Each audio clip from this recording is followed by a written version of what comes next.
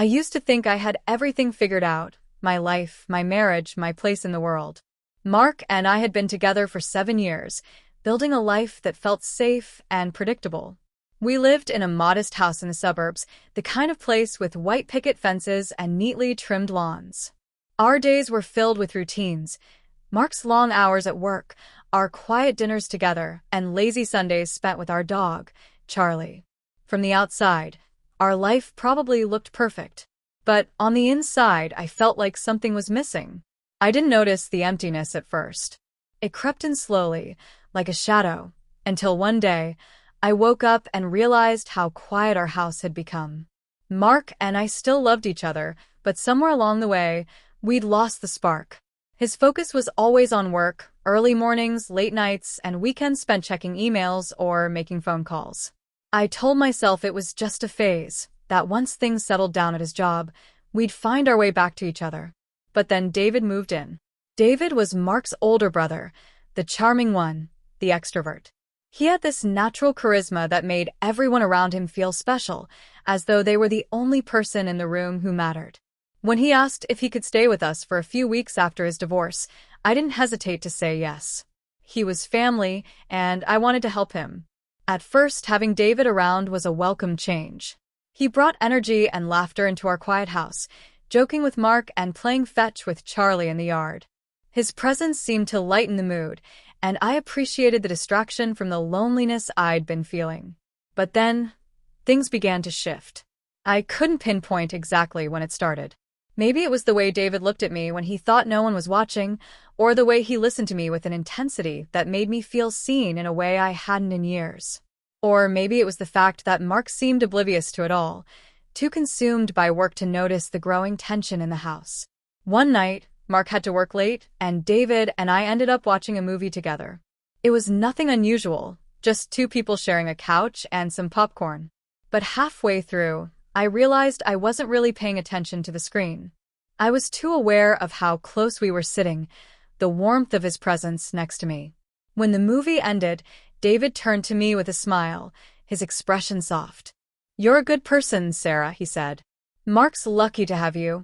I laughed awkwardly, brushing off the compliment. But the way he looked at me lingered in my mind long after I went to bed.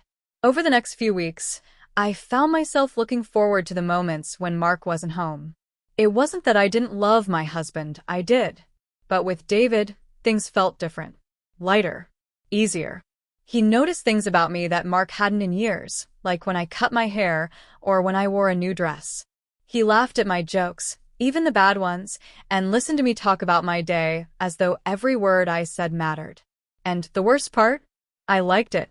One night, after Mark had gone to bed, I found myself sitting in the kitchen with David, a half-empty bottle of wine between us. We talked for hours about everything and nothing, our childhoods, our dreams, the things we wished we could change. At some point, the conversation shifted, the air between us growing heavy. "You deserve to be happy, Sarah," David said, his voice low. I looked at him, my heart pounding. "I am happy," I replied, though the words felt hollow. He shook his head, his eyes locked on mine. "Are you? Really?" I didn't answer. I couldn't. The silence stretched between us, and for a moment, I thought he might lean in and kiss me. But then Charlie barked from the living room, breaking the spell. I stood quickly, mumbling something about needing to go to bed. As I lay awake that night, staring at the ceiling, I told myself it was nothing, just a moment of weakness. But deep down, I knew it was more than that. The weeks that followed were a blur of stolen glances and quiet tension. I tried to keep my distance from David, to focus on my marriage, and push the growing feelings I had for him out of my mind. But it was like trying to hold back a flood. Every time we were alone together, the connection between us felt stronger, harder to ignore. And the more I tried to fight it, the more I found myself drawn to him.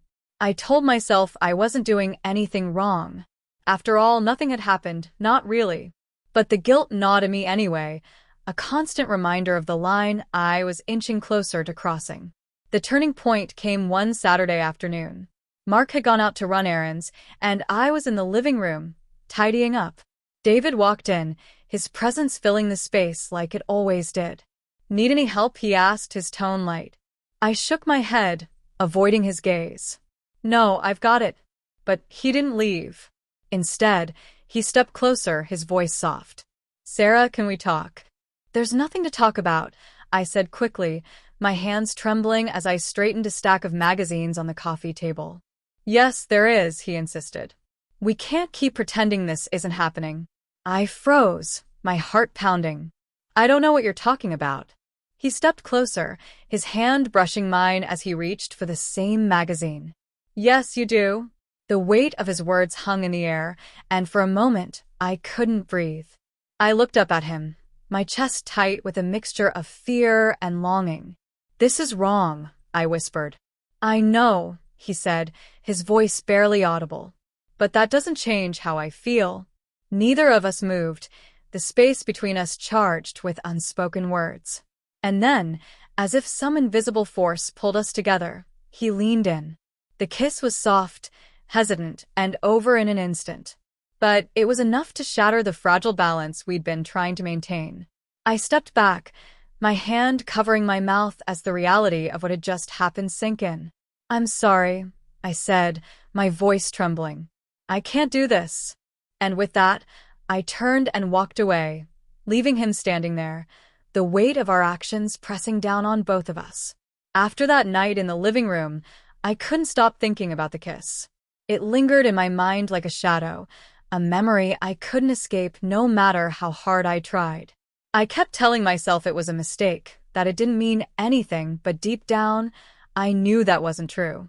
The guilt was overwhelming. Every time I looked at Mark, my stomach twisted. He was kind and patient, as he had always been, but I found myself pulling away from him. It wasn't fair, none of it was. I wanted to believe I could forget what had happened with David, that I could go back to the way things were before. But the more I tried to bury my feelings, the more they consumed me. David didn't make it any easier. He was everywhere, his laughter echoing through the house, his presence filling every room he entered. And then there were the moments when our paths crossed, when our eyes met, and I felt the weight of everything we weren't saying pressing down on me. One morning, as I was making coffee in the kitchen, David walked in, his expression casual, but his eyes far too knowing. "Morning," he said, his voice warm and familiar. "Morning," I replied, keeping my focus on the coffee pot, my hands trembling slightly. There was a long pause, the silence between us heavy with unspoken words. "Sarah," he began, his tone softer now. "Don't," I interrupted, my voice sharper than I intended. I turned to face him, my chest tight. "Please, David. Just don't." He held my gaze for a moment, his expression unreadable, before nodding and stepping back. "I'm sorry," he said quietly. "I'll give you space." But space wasn't what I needed. What I needed was for this to stop, for the feelings I had for him to disappear. But no matter how much I wished for that, I knew it wasn't going to happen. The days that followed were a blur of avoidance and tension. I threw myself into work, into household chores, into anything that would keep my mind occupied. But no matter how busy I kept myself, the memories of that night crept in, unrelenting. Mark noticed the change in me. He asked if I was feeling okay, if something was bothering me, and each time, I lied. "I'm fine," I'd say with a forced smile, hating myself for the dishonesty. But the truth was I wasn't fine. One evening, Mark suggested we invite David to join us for dinner. "It'll be nice," he said, his tone light and cheerful. "We haven't all had a meal together in a while."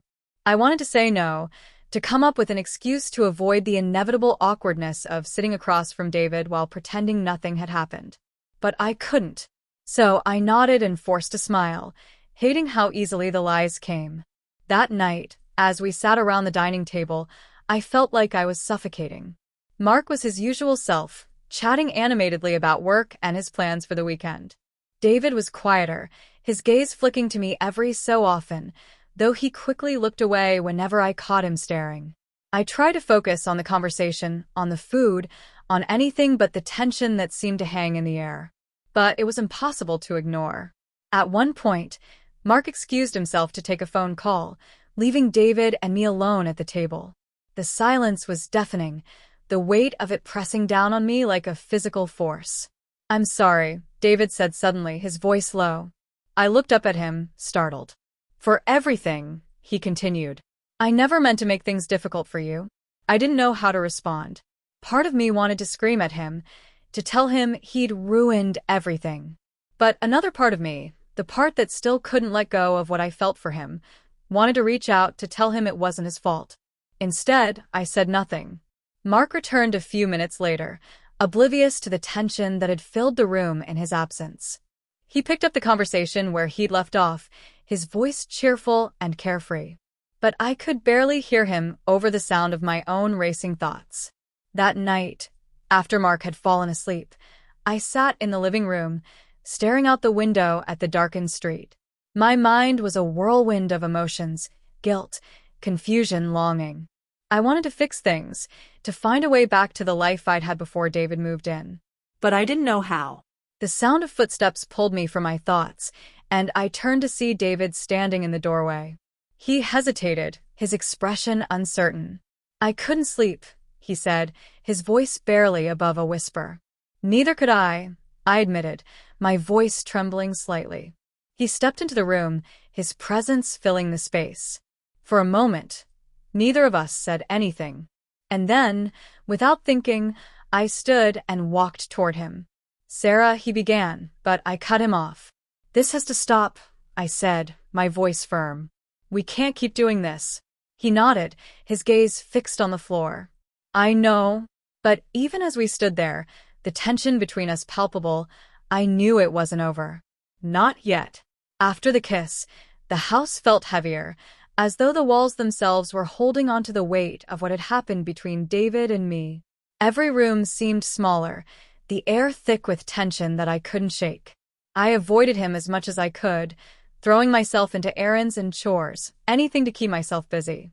But no matter how much I tried to distract myself, the memory of his lips on mine lingered, a constant reminder of the line I had crossed. Mark, oblivious to the storm brewing under his roof, continued with his usual routines. He kissed me goodbye each morning and texted me to say he'd be working late, leaving me to navigate the suffocating proximity of his brother. One day, I came home to find David sitting in the living room, his gaze fixed on the television, though it was clear he wasn't paying attention.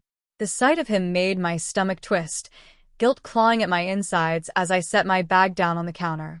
"You're home early," he said, his voice breaking the silence. I nodded, not meeting his gaze. "Yeah, my meeting finished earlier than I thought." An awkward silence stretched between us, the air thick with unspoken words. I moved to leave the room, but his voice stopped me. "Sarah," he said softly, his tone laced with something I couldn't quite place. I turned to face him, my heart pounding. "What is it?" "We need to talk." My chest tightened, and I shook my head. "No, we don't. There's nothing to talk about." "There's everything to talk about," he said, standing and taking a step toward me. "You can't just pretend it didn't happen." "Yes, I can," I said, my voice trembling. "And I will. For Mark's sake. For everyone's sake." His expression faltered, and for a moment, I thought he might back down. But then he squared his shoulders, his gaze steady. "Do you regret it?" he asked, his voice barely above a whisper. The question hit me like a punch to the gut, and for a moment, I couldn't breathe. Did I regret it? I should have. I wanted to. But the truth was I didn't know. "Don't do this, David," I said finally, my voice shaking. "Please." But the look in his eyes told me he wasn't going to let it go. The days that followed were a blur of tension and avoidance. David and I danced around each other, careful to keep our interactions brief and superficial. But no matter how much distance I tried to put between us, the pull I felt toward him was undeniable. One night, after Mark had gone to bed, I found myself in the kitchen, staring out the window at the darkened street. The quiet of the house was oppressive, the silence amplifying the thoughts I'd been trying so hard to suppress.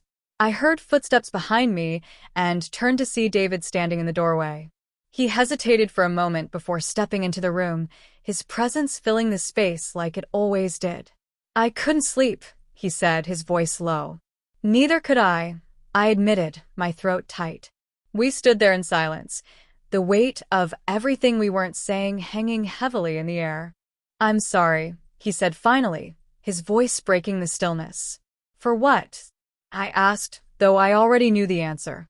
For putting you in this position, he said, his gaze steady. For complicating things? I looked away, my hands trembling as I gripped the edge of the counter. It's not just your fault, I said quietly. I let it happen. But you're trying to fix it, he said, taking a step closer. You're stronger than I am. I shook my head, tears stinging my eyes. I'm not strong, David. I'm just trying to survive this without destroying everything. His hand brushed mine, the touch sending a jolt through me. You're stronger than you think, he said softly. I pulled my hand away, the movement sharp and decisive. This has to stop, I said firmly, my voice shaking. It can't happen again. He didn't argue, but the look in his eyes told me he didn't believe me. The breaking point came a week later. Mark was out of town for a work conference, leaving me alone with David in the house. I told myself it would be fine, that I could keep my distance, but the tension between us was impossible to ignore. That evening, as I sat in the living room reading a book, David walked in and sat down across from me. He didn't say anything at first, his gaze fixed on the floor. Sarah, he said finally, his voice barely audible. What? I asked, my tone sharper than I intended. I can't do this anymore, he said, looking up at me. I can't pretend like I don't feel this, like we don't feel this. Don't, I said, my voice trembling. Don't say it. But he didn't stop. I love you, Sarah, he said, his voice breaking. I know it's wrong, and I know it's selfish, but I love you. The words hung in the air, their weight suffocating. I stared at him, my mind racing as I tried to process what he'd just said. You can't say that, I said finally, my voice shaking. You can't do this. I had to, he said, his gaze unwavering. You needed to know. I stood abruptly, my heart pounding as I backed away from him. I can't do this, David, I said, my voice breaking. I can't. And with that, I turned and walked out of the room, leaving him behind. The days that followed were a blur of tension and silence, the air between us growing heavier with every passing moment. Mark's presence, once a comfort, now felt suffocating, a reminder of the betrayal I was desperately trying to deny. I avoided David as much as I could, but the house was small, and our paths inevitably crossed. Each encounter felt like a wound reopening, the unspoken weight of our actions pressing down on me until I could barely breathe. Mark, oblivious to the storm brewing under his roof, continued with his usual routine. He kissed me goodbye in the mornings, texted me during the day, and came home late, exhausted but cheerful. He had no idea that the world we'd built together was crumbling, that every glance between David and me carried a secret too heavy to bear. One night, Mark suggested we host a small dinner for few friends. It'll be fun, he said, his tone light and cheerful. We could all use a little break. I forced a smile, nodding in agreement even as my stomach churned at the thought. A dinner party meant more time with David, more opportunities for our secret to slip through the cracks. The evening arrived, and the house was filled with the hum of conversation and laughter. I moved through the crowd with a practiced smile, refilling glasses and making small talk. David was there, of course, his presence like a magnet that pulled at me no matter how hard I tried to resist. At one point, I caught him watching me from across the room, his expression unreadable. I quickly looked away, focusing on the conversation at hand, but the weight of his gaze lingered. After the guests had left and Mark had gone to bed, I found myself in the kitchen, cleaning up the remnants of the evening. The quiet of the house was oppressive, the silence amplifying the chaos in my mind. I didn't hear David enter until he spoke, his voice low. Need help? I turned to see him standing in the doorway, his hands shoved into his pockets. There was something different about him, a tension in his posture that mirrored my own. No, I said quickly, turning back to the sink. I've got it. He didn't leave. Instead, he stepped closer, his presence filling the room. Sarah, we need to talk.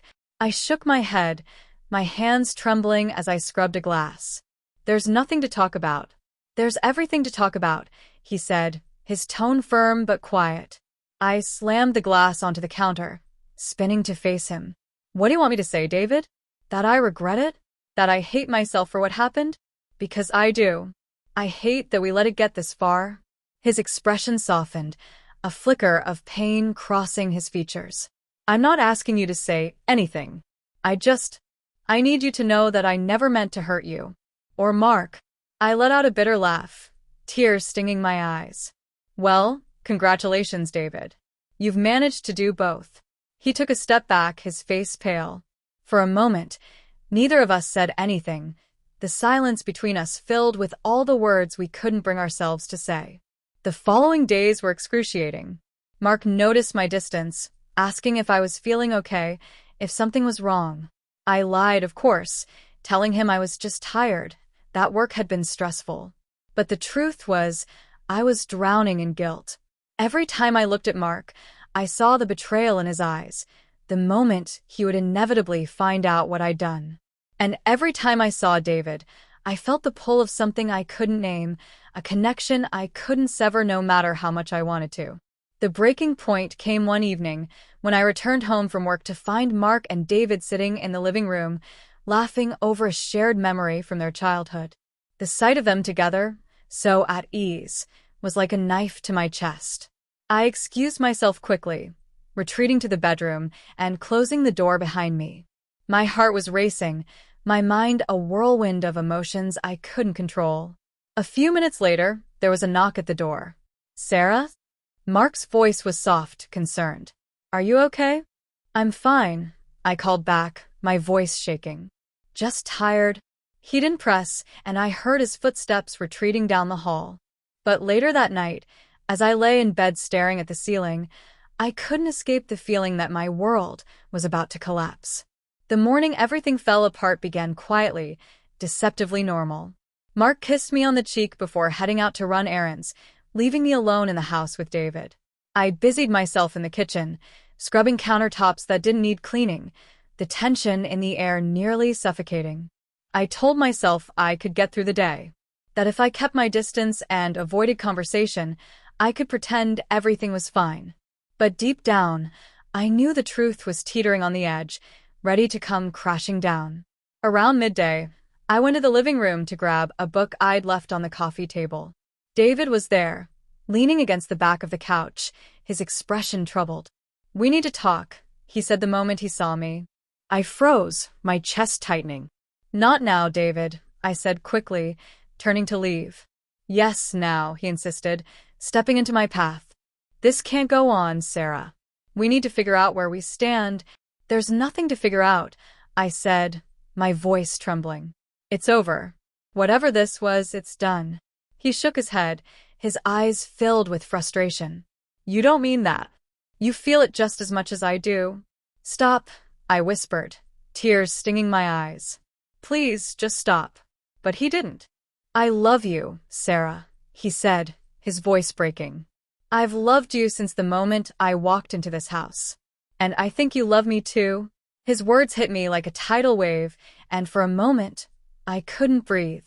I wanted to scream at him, to deny everything, to tell him he was wrong. But the truth was written all over my face. The sound of the front door opening shattered the moment. I turned to see Mark standing there, his keys still in his hand, his expression one of shock and confusion. What's going on here? He asked, his voice low and steady in a way that sent chills down my spine. I opened my mouth to respond, but no words came out. Mark's eyes moved between David and me, his jaw tightening. Sarah, he said, his tone sharper now.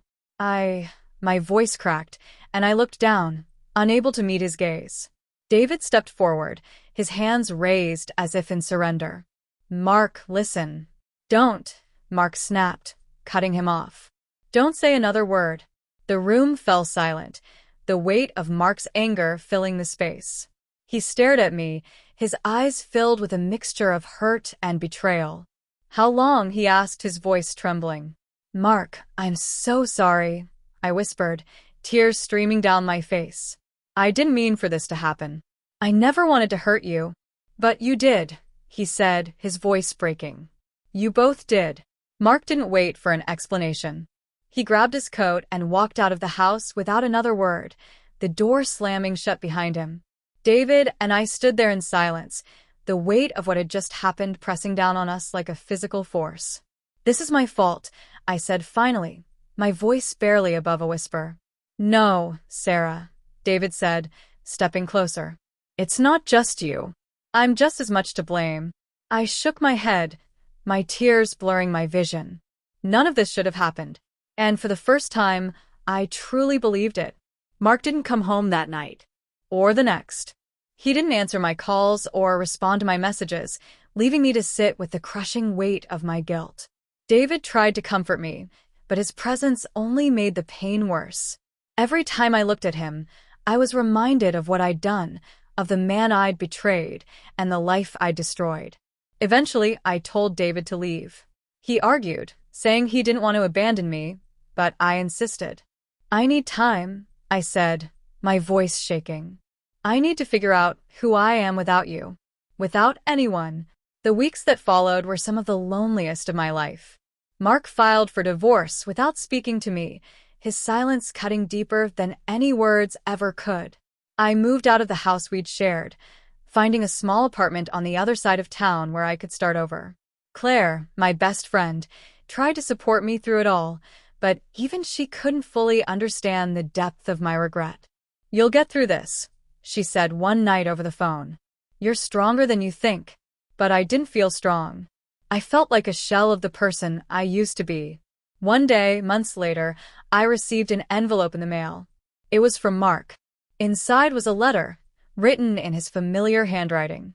Sarah, I don't know if I'll ever be able to forgive you, but I hope you find a way to forgive yourself. What happened between us, it broke me. But I've realized that holding on to the anger will only keep me stuck in the past. I hope you find peace, wherever life takes you. Mark *. I read the letter over and over, tears streaming down my face. It wasn't forgiveness, not exactly, but it was a start. Slowly, I began to rebuild my life. I found a new job, made new friends, and learned how to be alone without feeling lonely. The scars of my mistakes were still there, but they no longer defined me. I would never forget what I'd done, or the people I'd hurt. But for the first time in a long time, I felt like I could breathe again. And that, I realized, was enough.